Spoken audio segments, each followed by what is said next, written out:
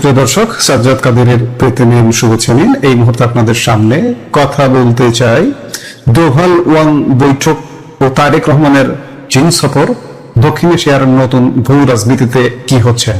প্রশ্ন আসছে যে দক্ষিণ এশিয়ার ভূ রাজনীতিতে কি এক মহা নাটকীয় মোড় আসতে চলেছে। একদিকে ভারতের রাজধানী নয়াদিল্লিতে বসেছে ব্রিক্সের হাই প্রোফাইল বৈঠক, যেখানে মুখোমুখি হয়েছেন ভারতের জাতীয় নিরাপত্তা উপদেষ্টা অজিত দোভাল এবং চীনের হেভিওয়েট পররাষ্ট্রমন্ত্রী ওয়াং ই, এবং যিনি চীনা কমিউনিস্ট পার্টির পলিট ব্যুরোর সদস্য।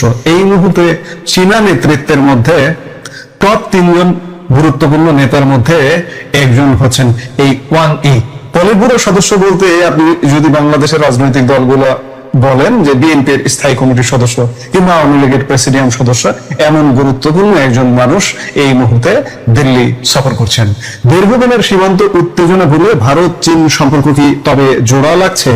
ঠিক এই আবহে তৈরি হয়েছে আরেকটি বড় সমীকরণ। ভারতকে এক প্রকার এড়িয়ে ঠিক একই সময় চীন সফরে গেছেন বাংলাদেশের প্রধানমন্ত্রী তারেক রহমান। কিন্তু কেন? ভারতের প্রতিবেশী রাষ্ট্র যখন বেইজিং এর রেড কার্পেটে পা রাখছে, তখন দিল্লির অন্দরে কি ধরনের হিসাব নিকাশ চলছে? চীন কি একদিকে ভারতের সাথে হাত মেলাচ্ছে আর অন্যদিকে ঢাকাকে পাশে টেনে ভারতের ওপর মনস্তাত্ত্বিক চাপ সৃষ্টি করতে চাইছে? ঘটনার সূত্রপাত ভারতের রাজধানী দিল্লি থেকে। ভারত বর্তমানে ব্রিক্স জোটের চেয়ারম্যান, আর সেই সুবাদে 23 এবং আজ 24 জুন 2026 অর্থাৎ এই চলতি সপ্তাহের মঙ্গল এবং বুধবার দিল্লিতে আয়োজন করা হয়েছে 16তম ব্রিক্স জাতীয় নিরাপত্তা উপদেষ্টাদের বিশেষ বৈঠক।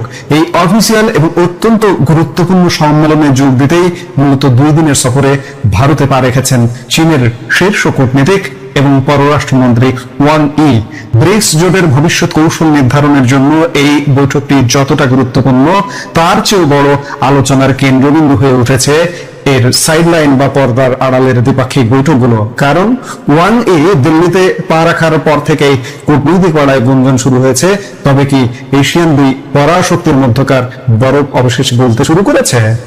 ব্রিক্সের মূল সম্মেলন শুরুর ঠিক আগের দিন অর্থাৎ গত 22 জুন সোমবার দিল্লির সাউথ ব্লকে ঘটে গেল এক অত্যন্ত তাৎপর্যপূর্ণ ঘটনা। চীনের পররাষ্ট্রমন্ত্রী ওয়াং ই একটি অত্যন্ত গুরুত্বপূর্ণ ও গঠনমূলক দ্বিপাক্ষিক বৈঠকে বসেন ভারতের জাতীয় নিরাপত্তা উপদেষ্টা অজিত দোভালের সাথে।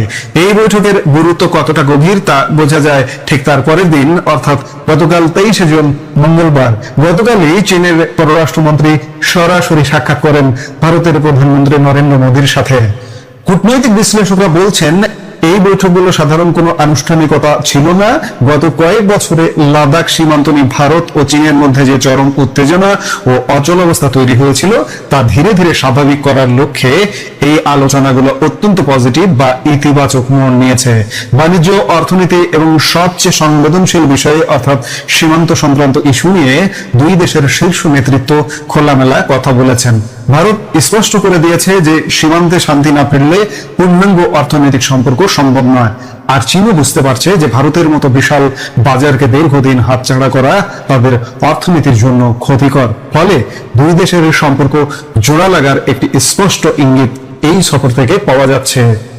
এখন আসা যাক মুদ্রার অপর পিঠে, যা বাংলাদেশ ও ভারত উভয় দেশের দর্শকদের জন্য সবচেয়ে আকর্ষণীয় অংশ। একদিকে যখন দিল্লিতে ভারত চীন সম্পর্ক জোড়া লাগার গুঞ্জন, ঠিক তখনই বাংলাদেশের প্রধানমন্ত্রী তারেক রহমান চীন সফরে গেছেন। অনেকে প্রশ্ন তুলছেন, ভারতকে এড়িয়ে বা ভারতকে এক প্রকার টেনশনে রেখে চীনে এই সফর কেন? বাংলাদেশের প্রধানমন্ত্রী বেইজিং এ গিয়ে কি করতে পারেন বা তার এজেন্ডায় বা কি? আসলে বাংলাদেশের বর্তমান রাজনৈতিক ও অর্থনৈতিক প্রেক্ষাপটে চীনের ভূমিকা অত্যন্ত গুরুত্বপূর্ণ। বাংলাদেশ এই মুহূর্তে বড় ধরনের অর্থনৈতিক সংস্কার ও কাঠামোগত উন্নয়নের মধ্য দিয়ে যাচ্ছে, আর এই ক্ষেত্রে বেইজিং এর আর্থিক সহায়তা এবং বিনিয়োগের বিকল্প নেই।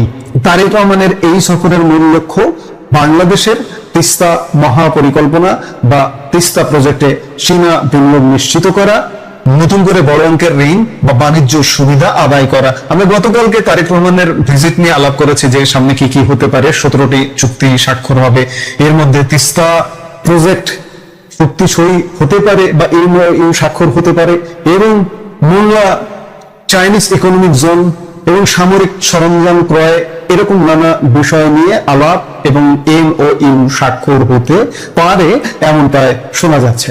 কিন্তু দিল্লির চিন্তার জায়গাটি অন্য জায়গায়। ভারত সবসময় চায় তার প্রতিবেশী রাষ্ট্রগুলো যেন বেইজিং এর ডেড ট্র্যাপ বা ঋণের ফাঁদে না পড়ে এবং এমন কোনো চুক্তি না করে যা ভারতের শিলিগুড়ি করিডোর বা চিকেন স্নেকের নিরাপত্তার জন্য হুমকি হয়ে দাঁড়ায়। তারেক রহমানের এই চীন সফর দিল্লির কূটনৈতিক ও সামরিক নীতি নির্ধারকদের কপালে চিন্তার ভাঁজ খানিকটা বাড়াবে বই কি? তাহলে পুরো সমীকরণটা দাঁড়ালো কি? চীনকে এক ঢিলে দুই পাখি মারতে চাইছে। একদিকে তারা ভারতের সাথে সম্পর্ক স্বাভাবিক করার বার্তা দিচ্ছে যাতে ব্রিক্স এবং বৈশ্বিক অর্থনীতিতে আমেরিকার একক আধিপত্যের বিরুদ্ধে ভারতকে পাশে পাওয়া যায়। আবার অন্যদিকে বাংলাদেশের প্রধানমন্ত্রীকে বেইজিং এ লাল গালিচা সংবর্ধনা দিয়ে ঢাকাকে নিজেদের প্রভাব বলে ধরে রাখার চেষ্টা করছে। অন্যদিকে এই মুহূর্তে মার্কিন যুক্তরাষ্ট্রের প্রতি ভারতের একটা অবিশ্বাসের জায়গা তৈরি হয়েছে।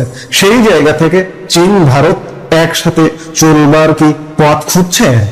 বাংলাদেশের জন্য এটি একটি চরম অগ্নি পরীক্ষা এবং ব্যালেন্সিং অ্যাক্ট। তারেক রহমান খুব ভালো করে জানেন ভারতের ভৌগোলিক অবস্থান এবং ঐতিহাসিক সম্পর্কের কারণে দিল্লিকে চটিয়ে বাংলাদেশের পক্ষে দীর্ঘদিন চলা সম্ভব নয়। আবার দেশের অর্থনৈতিক সংকটের উত্তরণে চীনের ক্যাশ বা ডলারের ফান্ড জরুরি। তাই ভারতকে এড়িয়ে চীন সফর করলেও ঢাকাকে অত্যন্ত সতর্কতার সাথে পা ফেলতে হবে যেন দিল্লির সাথে কৌশলগত সম্পর্কে কোনো ফাটল না ধরে। প্রিয় দর্শক, 23 এবং 24 জুনের এই ব্রিক্স এমএসএ সম্মেলন এবং তারেক রহমানের বেইজিং সফর, এই দুটি ঘটনায় প্রমাণ করে যে দক্ষিণ এশিয়ার রাজনীতি আর আগের জায়গায় নেই।